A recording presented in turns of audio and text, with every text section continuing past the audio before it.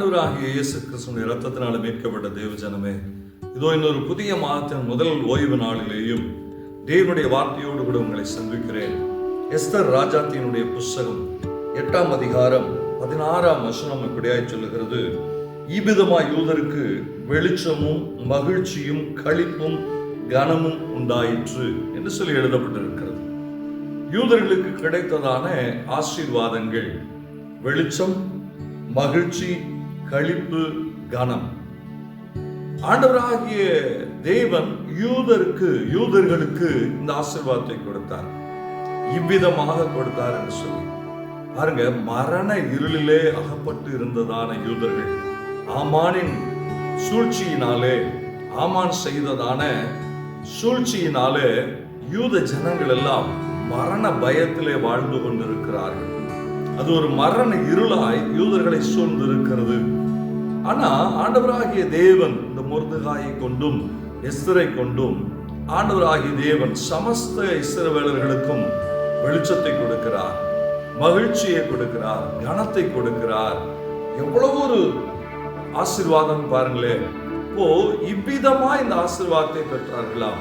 எவ்விதமாய் பெற்றார்கள் என்று சொல்லி பார்ப்போமே. ஆனால் ஆண்டுடைய சமூகத்திலே உபவாசித்து ஜெபித்தது நிமித்தமாக மிகப்பெரிய ஒரு ஆசீர்வாதத்தை சுதந்திரிக்கிறார்கள்.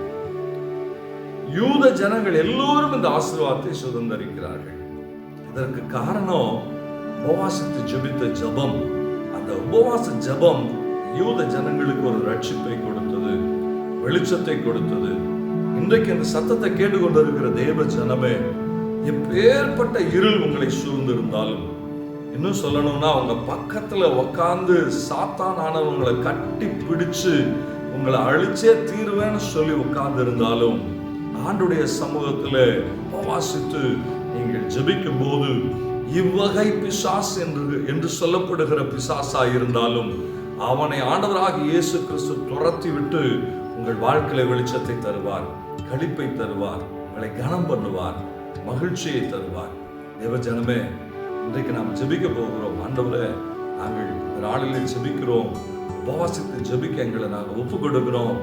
ஆண்டவரே, யூத ஜனங்களுக்கு எப்படி ஒரு மகிழ்ச்சி உண்டானதோ அதே போல எங்கள் குடும்பத்தில் ஒரு மகிழ்ச்சி உண்டாகட்டும், எங்கள் தனிப்பட்ட வாழ்க்கையில மகிழ்ச்சி உண்டாகட்டும் சொல்லி ஆண்டுடைய சமூகத்தில் ஜெபிப்பீர்களே, ஆனால் நிச்சயமாகவே அந்த மகிழ்ச்சியை, வெளிச்சத்தை நீங்கள் காண்பீர்கள். ஜெபிக்கலாமா?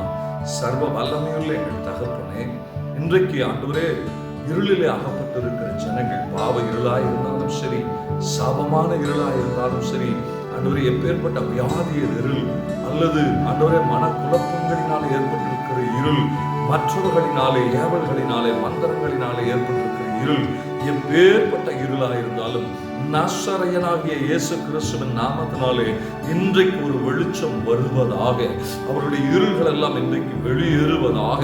ஆண்டவரே, எப்பேற்பட்ட இருள் சூழ்ந்திருந்தாலும் வெளிச்சத்தை கொடுத்து ஆண்டவரே களிப்பை, மகிழ்ச்சியை தருகிற தேவன் நீர் இன்றைக்கு கனம் பண்ணுவீராக சொல்லி ஜெபிக்கிற ஆண்டவரே. அப்பா, என்னென்ன காரியங்களிலே இருள் இருந்தாலும் அவைகள் எல்லாவற்றையும் வெளிச்சமாய் மாற்றுகிற என் இயேசு கிறிஸ்து இன்றைக்கு ஒவ்வொருடைய வாழ்க்கையும் வெளிச்சமாய் மாறுவதாக சொல்லி ஜெபிக்கிறப்பா. ஆண்டவரே, நாங்கள் ஜெபிக்கும் போதே எங்கள் வாழ்க்கையில வெளிச்சம் தருகிற தேவன் இதோ இன்றைக்கு என்னோடு கூட இணைந்து ஜெபிக்கிற அத்தனை பேருடைய வாழ்க்கையிலையும் மகிழ்ச்சியும், வெளிச்சமும், களிப்பும், கனமும் வருவதாக சொல்லி ஜெபிக்கிறோம். நீர் அப்படி செய்கிறதற்காக மக்கள் நன்றி செலுத்துகிறோம். இயேசு கிறிஸ்துவின் நாமத்தினாலே ஜெபிக்கிறவங்க நல்ல பரிசுத்த பிதாவே, ஆமென். நிச்சயமாகவே வெளிச்சம் தருகிற தேவன் இன்றைக்கு வெளிச்சம் தருவார். God bless you. God bless you.